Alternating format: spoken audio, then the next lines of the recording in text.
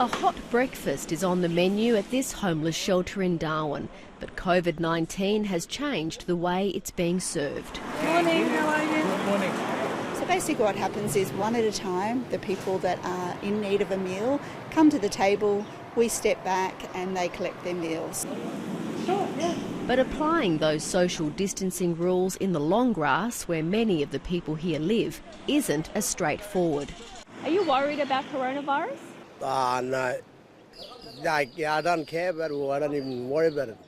The pandemic has seen hundreds of Indigenous Territorians return to their communities free of charge. Remote Aboriginal communities have also been declared biosecurity zones to keep people safe. But leading Aboriginal health organisations say supported accommodation is urgently needed for the people left behind.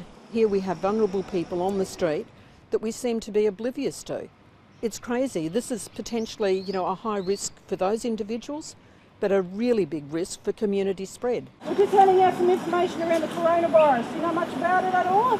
Danila Dilba is doing its bit to get the word out on the street, but says there's still a way to go.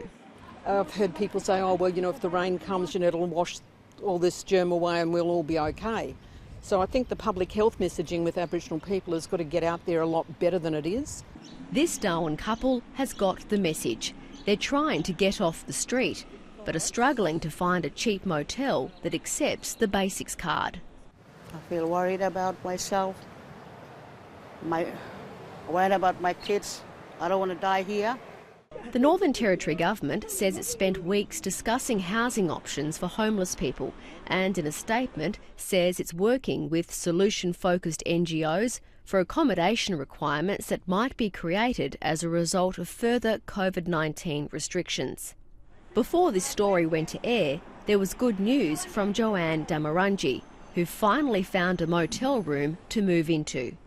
A week's stay will chew up most of her money from Centrelink, but for now, she's just happy to be safe.